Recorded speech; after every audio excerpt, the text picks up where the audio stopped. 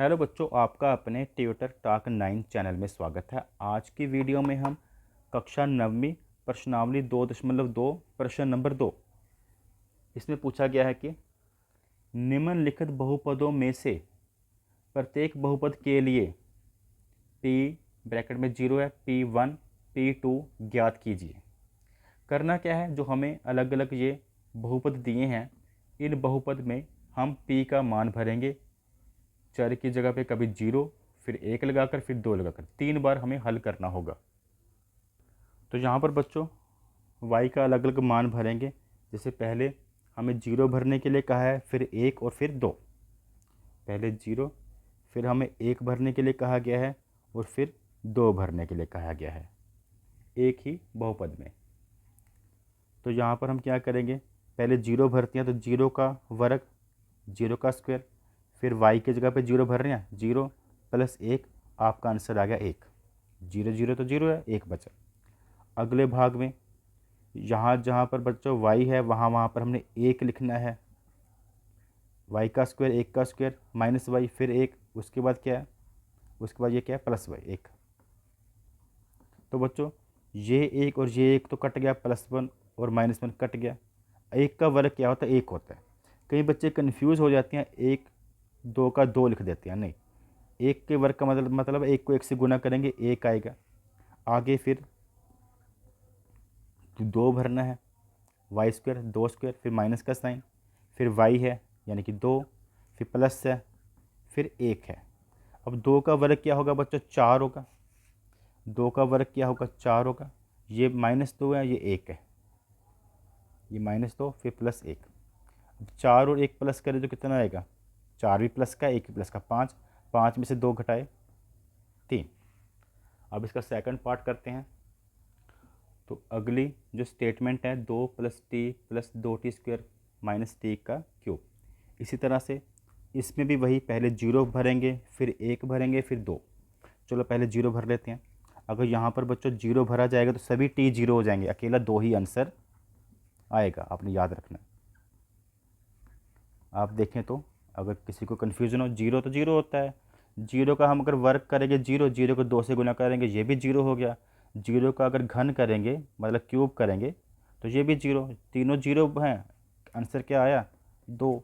अगर हम यहाँ पर 1 फिल करते हैं जहाँ जहाँ पर t है, तो देखो 2 का 2 प्लस का प्लस, यहाँ पे t है बच्चों, क्या भरना है, 1, 1 भर दिया।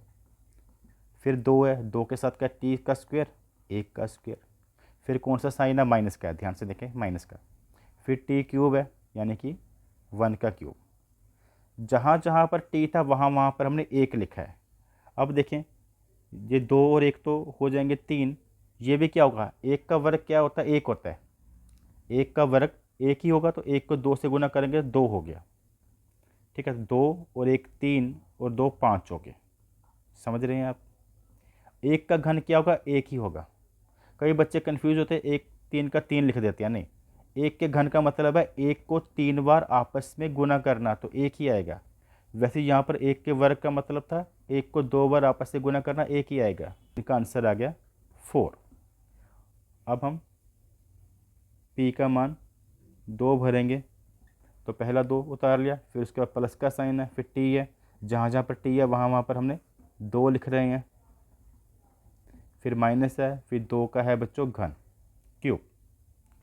ये 2 तो आप समझ गए ना कितना होगा, 4। इसको तो चलो काम खत्म करो। ये 2 का वर्ग क्या होता है, 4 होता है। 2 को 2 से गुना करो, 4 होता है, और 4 दूनी 8। ये 2 3 बार आपस में गुना होगा तो क्या होगा, 2 को 3 बार आपस में गुना करो, 8 आता है। ये +8, ये -8 कैंसिल हो गया। आंसर इसका आ गया 4। इस प्रश्न का तीसरा भाग करते हैं। इसमें स्टेटमेंट है px बराबर है x क्यूब, x का घन।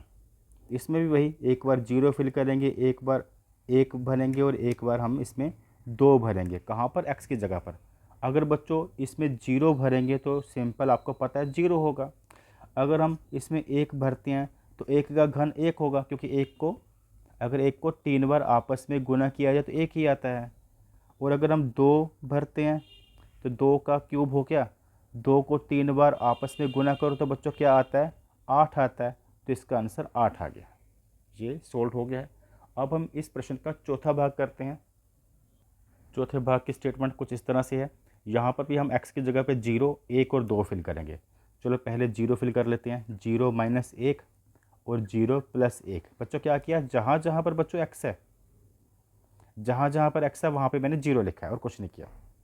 अब 0 -1 ही रहेगा और 0 + 1 भी 1 ही होगा। तो ये कहने का मतलब 0 का तो कोई मतलब नहीं है, -1 और +1 निकला ब्रैकेट में से बाहर और ये -1 ही हो गया। इसी तरह से अगर मैं 1 भरता हूँ यहाँ पर, अब 1 भरना है हमने, तो क्या होगा, तब थोड़ा इंटरेस्टिंग हो जाएगा। 1 - 1 बच्चों क्या होगा, 0 होगा। इस ब्रैकेट में 1 + 1 क्या होगा, 2 होगा। तो 0 और 2 को गुना करेंगे 0। इसी तरह से 2 फिल करने जा रहे हैं। 2 - 1, यहाँ पर 2 फिल कर रहे हैं बच्चों, और 2 + 1। 2 - 1 क्या होता है, 1 होता है। 2 + 1 क्या होता है, 3 होता है। 3 एकम 3 हो गया। तो ये हमारा प्रश्न हल हो चुका है। Thanks for watching.